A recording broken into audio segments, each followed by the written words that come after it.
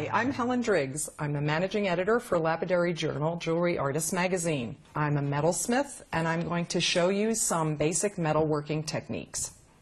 We're going to talk about metal. When you buy metal, it comes in different sizes, different weights, different shapes, and different metals. The three things you'll need to know when you're buying metal is what kind of metal you'd like, what gauge you'd like to buy it in, and how big or heavy a sheet you would like to get. Unless it's wire, then it's measured by the foot or it's measured by weight. So I'm going to show you some different kinds of metal that are available and talk about each kind. Typically, metalsmiths use base metals to start with. Most of those are copper alloys. This is all copper. This is 20 gauge sheet. The gauge refers to the thickness of the metal, and it works with wire or sheet. And you can use a caliper like this or a different kind of scale or gauge to measure it. But you need to know how thick a metal you want. You can also buy copper patterned.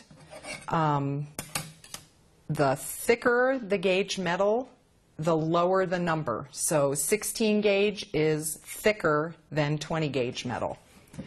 You can also get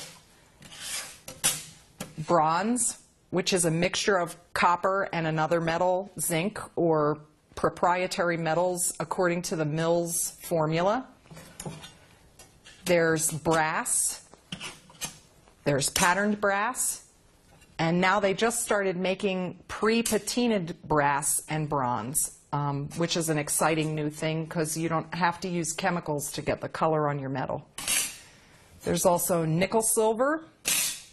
There's aluminum, anodized aluminum, and this comes in many different colors. They put it through a chemical process that permanently colors the metal with oxides and chemicals, and it comes in a rainbow of colors.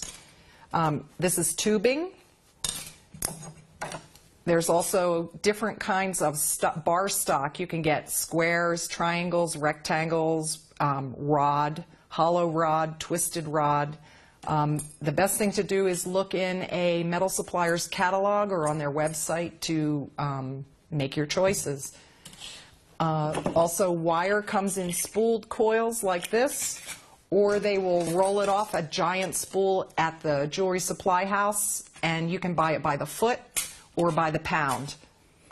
Then when you seriously get into metal work and you want to start casting your own work, you can also buy metal in grain form to create a wax model, melt the metal, and pour it into your mold. So this is called casting grain, and this is weighed. Most of the time, the base metals like copper, brass, bronze, aluminum, nickel, you buy by the size sheet. But precious metal like silver, gold, platinum, you weigh it because every day the value fluctuates according to the market price and what's available in the world at that moment. So, you know, at 10 o'clock in the morning, you could pay one price for silver. In the afternoon, you could pay another price for silver, and it's the same piece of silver. That's called the spot price. When you're casting, you purchase grain. If you're going to alloy metal, you would purchase several kinds of casting grain and mix them together when you melt them to get the carat of metal that you'd like. This is plain sterling silver, and you would need to know the weight of what you want to purchase and the weight of what you're going to cast. You can get one of these little scales, and you just pour out your grain and compare it to the finished weight that you need. You can remove with tweezers if you pour too much.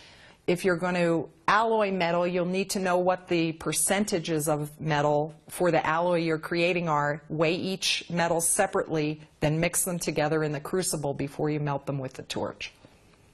This is sterling silver. A lot of times you'll start with copper and then go to silver. Silver's cheaper than gold to work with, but it behaves